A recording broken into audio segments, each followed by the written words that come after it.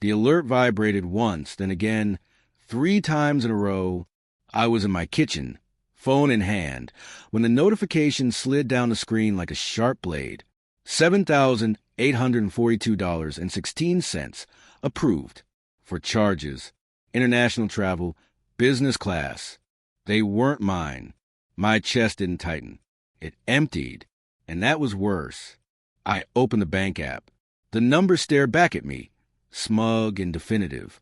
My name at the top, their seats right below. I didn't scroll. I didn't reread. I tapped Dispute All, locked the account, and watched the confirmation banner flash green. Done. That was when the knocking at the door began. Slow, heavy, certain of itself. I already knew who it was. I didn't answer.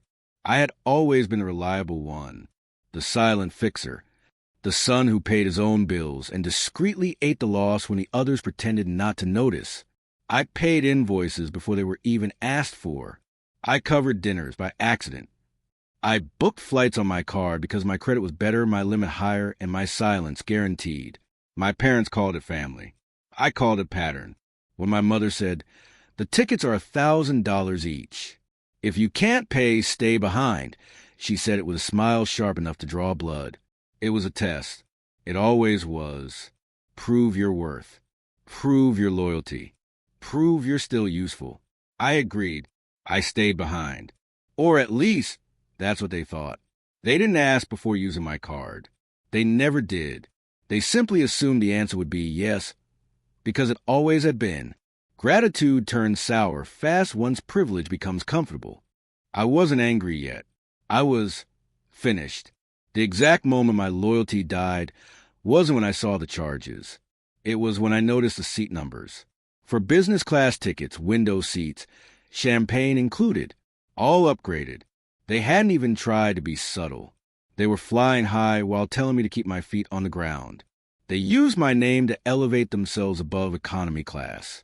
That was the limit, not the money, but the disrespect. The assumption that I would notice, or worse, that I would notice and say nothing.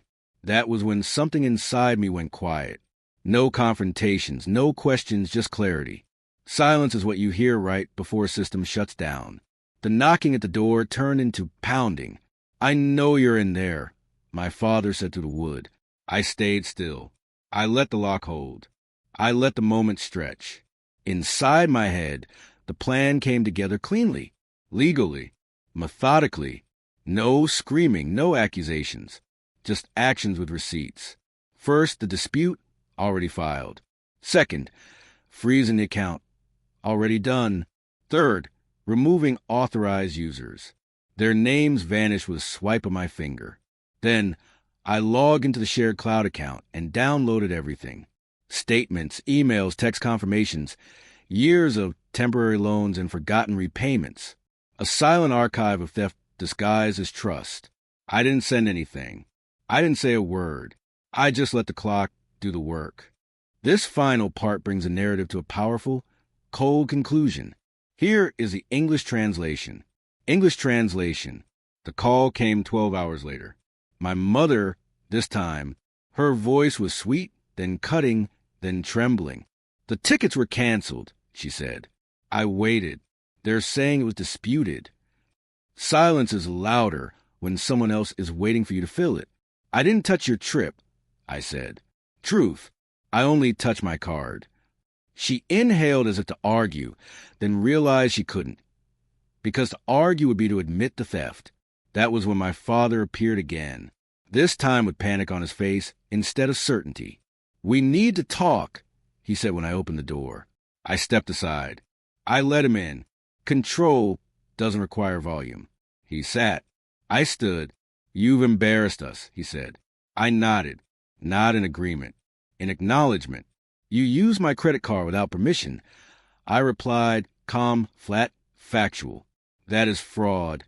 His mouth opened and closed. He tried anger, then guilt, then the old favorite, family obligation. I waited until he ran out of tactics. "I've opened formal disputes," I said. I also sent documentation of previous unauthorized charges. The bank appreciated the level of detail. The color drained from his face. You wouldn't do that. He whispered. I already did. He stood up too quickly. The chair scraped against the floor. Do you know what this could do to us? Yes. Yes, that was the point. The downfall was surgical. Accounts audited, refunds issued, cards revoked. The airline refused to rebook without immediate payment. Cash this time, no points, no upgrades. Their trip collapsed in stages, one seat at a time. Relatives called, some angry, some confused. I didn't explain. I didn't need allies. I had proof. The last call was from my mother. Her voice was small now. We never thought you would do this. I almost laughed. That, I said, was the problem. I didn't block them. I didn't scream. I didn't demand an apology. I simply set boundaries and let reality enforce them. There's a difference between revenge and justice. Revenge wants pain. Justice wants balance. I didn't take anything from them that wasn't already mine. I just stopped giving. Now my phone stays quiet. My name is clear. My life feels lighter without carrying their expectations on my back. Betrayal teaches you many things. The most important, never mistake my silence for weakness. Sometimes, it's just the sound of someone deciding they're tired of paying for everyone else's fare.